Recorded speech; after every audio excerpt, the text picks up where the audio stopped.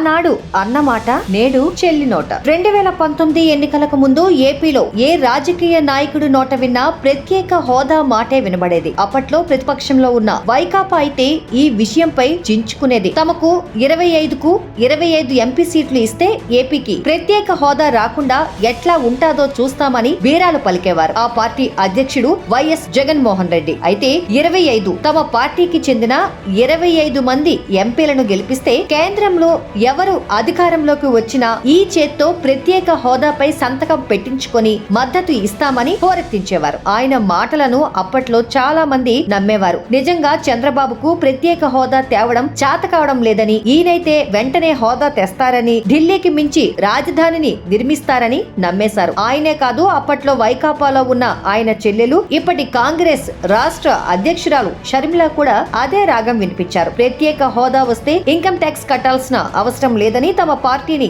గెలిపించాలని వైఎస్ జగన్మోహన్ రెడ్డి ప్రచారం చేశారు. ప్రత్యేకంగా యువతను లక్ష్యంగా పెట్టుకుని ఆయా విద్యా సంస్థలకు వెళ్లి ప్రత్యేక హోదా విషయంలో చంద్రబాబు మోసం చేశారని, ఆయనను ఓడించి తనను గెలిపిస్తే తాను ప్రత్యేక హోదాను తెస్తానని ఆయన వారిని నమ్మించారు. ప్రత్యేకంగా ఒక టీంను పెట్టించుకుని వారి చేత ప్రత్యేక హోదా గురించి ప్రశ్నలు వేయించి వాటిని తన మీడియాలో విపరీతంగా ప్రచారం చేయించుకున్నారు. నాడు చంద్రబాబు అమాయకంగా చేసిన తప్పులను ఎత్తి చూపించి బాగానే ఓట్లు దండుకున్నారు. ఓట్లు దండుకొని అధికారంలోకి వచ్చిన తర్వాత ఆయన మొదట్లోనే ప్రత్యేక హోదాపై మడమ తిప్పేశారు. మాట తప్పను మడమ తిప్పను అనే ఆయన ప్రత్యేక హోదా విషయంలోనే కాదు, రాజధాని అమరావతి విషయంలో, తర్వాత వెనుకబడిన జిల్లాలకు ప్రత్యేక ప్యాకేజీ విషయంలోనూ, రైల్వే జోన్ విషయంలో కానీ దేనిపై కూడా ఆయన కేంద్రంలో ఉన్న బీజేపీ ప్రభుత్వంపై ఏనాడు ప్రశ్నించిన పాపాన పోలేదు. దాదాపు 5 ఏళ్ల ఆయన పాలనలో ప్రత్యేక హోదా అనే విషయం కానీ, రాజధానికి నిధులు కావాలనే విషయంపై కానీ కేంద్ర పెద్దలు ప్రశ్నించిన దాఖలు లేవు. ఆయనే కాదు,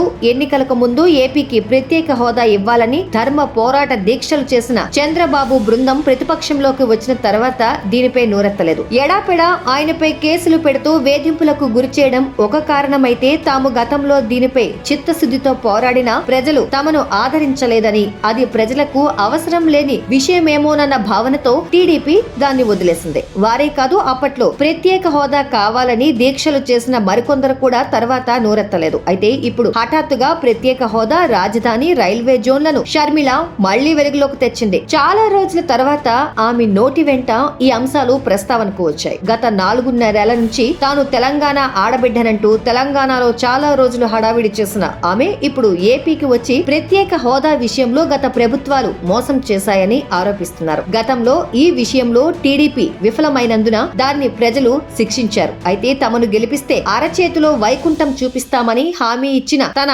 అన్నను నేరుగా అనకుండా టీడీపీ వైకాపాను కలిపి ఆమె విమర్శిస్తున్నారు. ఈ విషయంలో ఆమె చిత్తశుద్ధితో ఉంటే గత ఎన్నికల్లో ప్రత్యేక హోదా, రాజధాని, రైల్వే జోన్ విషయంలో ఆమె కూడా ప్రచారం చేశారు కనుక, ఆ హామీలను తన అన్న నెరవేర్చలేదు కనుక ముందుగా దానికి ఆమె క్షమాపణలు చెప్పి తర్వాత అన్న నిర్వాకం గురించి ఆమె ఎండగట్టాలి. కానీ ఆమె ఇద్దరిని ఒకే ఘాటన గట్టి విమర్శలు కురిపిస్తున్నారు. ఏది ఏమైనా చాన్నాళ్ల తర్వాత ప్రత్యేక హోదా విషయం ప్రస్తావనకు రావడం రాష్ట్ర అభివృద్ధి శ్రేయస్సును ఆశించే వారికి నిజంగానే చెవులకు వినసొంపుగానే ఉంది.